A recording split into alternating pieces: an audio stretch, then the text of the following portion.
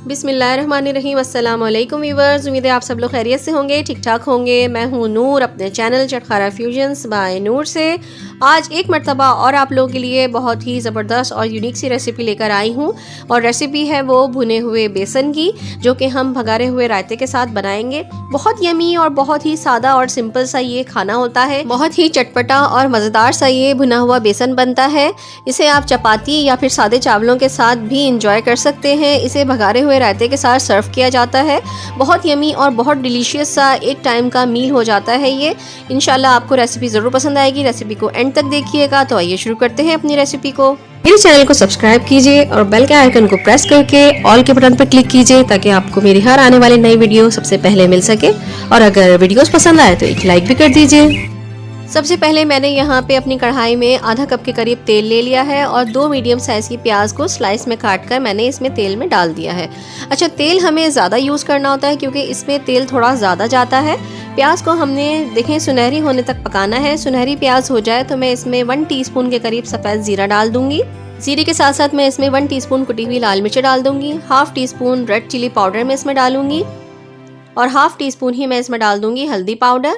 और साथ साथ इसमें शामिल कर दूंगी 1 टीस्पून के करीब कुटा हुआ धनिया। तमाम मसालों को अच्छी तरीके से हम प्याज के साथ मिक्स कर लेंगे कि ये थोड़ी सी फ्राई हो जाए और इनका अरोमा इसमें आ जाए। अब इसमें तकरीबन 1 टेबलस्पून के करीब मैं डाल दूंगी अदरक लहसुन का पेस्ट। तमाम मसालों को मिक्स कर लूँगी। मिक्स करने के बाद अब मैंने यहाँ पे लिए हैं 4 दरमियाने साइज़ के टमाटर जो मैंने कट कर लिए हैं, वो इसमें शामिल करूँगी और इसको अच्छे तरीके से मिक्स कर लेंगे। मिक्स करने के बाद इसे टमाटरों को गलने तक ढक के पकाएंगे। जब तक हमारे टमाटर गल रहे हैं, जब तक मैं एक बाउल में तकरीबन 5 डिश स्पून्स बेसन ले लूँगी।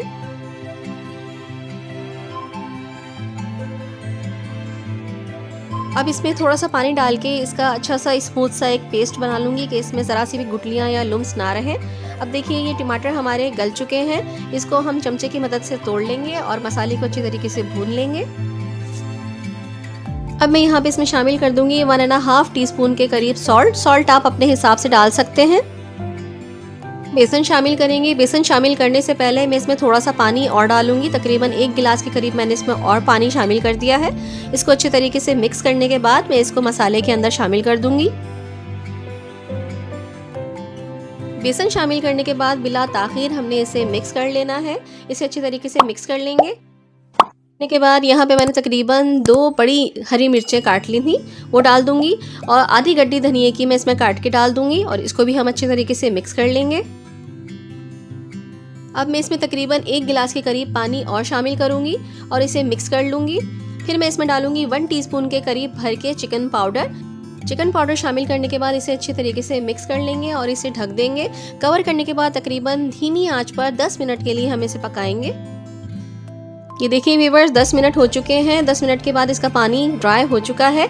अब हम इसे मीडियम हाई फ्लेम पर भूनेंगे। हमें उस वक्त तक इसे भूनना है जब तक कि इसका पानी बिल्कुल ड्राई नहीं हो जाता। और जिस तरह से हम बेसन का हलवा भूनते हैं, इस तरह से हमने इसको बिल्कुल ड्राई कर लेना है। अगर आपको मेरी ये रेसिपी पसंद आ रही है तो मेरी रेसिपी को लाइक और शेयर ज़रूर कर दीजिएगा। और अगर आप मेरे चैनल पर नए हैं तो मेरे चैनल को सब्सक्राइब कर दीजिए और बेल का आइकन प्रेस कर दीजिए, ताकि आने वाली हर नई वीडियो का नोटिफिकेशन आपको पहले मिल सके और आप मेरी वीडियो को वॉच कर सकें। ये देखिए बेसन में चमचा चलाने के साथ साथ बेसन जो है वो मूव कर रहा है। इसका मतलब है कि इसका पानी अच्छी तरह से ड्राई हो चुका है। अब हम इसमें आधी गड्डी धनिया की और डाल देंगे काटने के बाद और हम अब फ्लेम को ऑफ कर देंगे। बेसन हमारा डिश आउट करने के लिए बिल्कुल रेडी हो चुका है। चलें तो अब इसको कर लेते हैं डिश आउट। आपने बेसन की कड़ी खाई होगी, बेसन के पकौड़े खाए होंगे, बेसन का हलवा भी आपने ट्राई किया होगा, लेकिन हलवे की तरह नमकीन ये भुना हुआ बेसन और चटपटा सा बेसन आपने कभी नहीं खाया होगा। आई एम श्योर कि आप जब ये रेसिपी को ट्राई करेंगे तो मोस्टली ये रेसिपी आप अपने घर में बनाया करेंगे। बहुत यमी और बहुत लजीज बनती है। एक बार मेरे कहने पर ज़रूर ट्राई करिएगा। अब इसे थोड़ी सी ग्रीन अनियंस से मैं गार्निश कर दूँगी।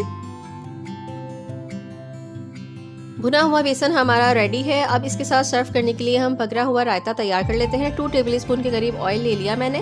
हाफ़ टीस्पून के करीब सफ़ेद ज़ीरा मैं इसमें डालूंगी।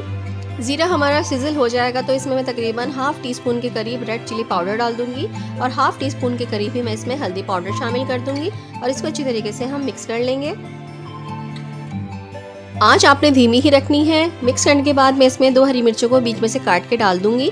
इसकी स्मेल और टेस्ट बहुत अच्छा आता है और ये भंगरा हुआ रायता बहुत ज़्यादा मज़ेदार लगता है भुने हुए बेसन के साथ। अब मैं इसमें डाल दूंगी आधा कप के करीब पानी और इसको हम थोड़ी देर के लिए पकाएंगे इसी तरह से। अब मैं डाल दूंगी इसमें नमक मैंने तकरीबन ½ टीस्पून के करीब इसमें शामिल किया है। आप देख लीजिएगा, चख लीजिएगा।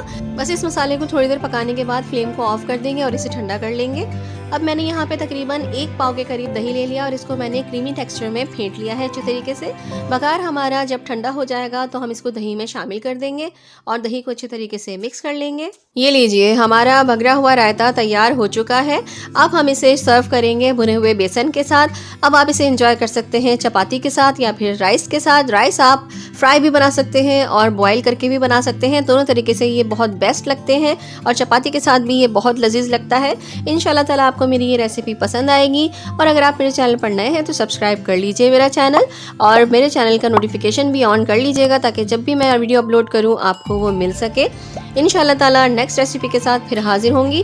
और हाँ, अगर आप मुझे फेसबुक पेज और इंस्टाग्राम पर भी फॉलो करना चाहते हैं तो वो आप डिस्क्रिप्शन से लिंक ले सकते हैं, वहाँ से आप डायरेक्ट मेरे पेज पर जा सकते हैं। तो इंशाल्लाह ताला नेक्स्ट रेसिपी के साथ फिर हाजिर होंगी। जब तक के लिए नूर को इजाज़त दीजिएगा। अल्लाह हाफिज़, अल्लाह निगहबान।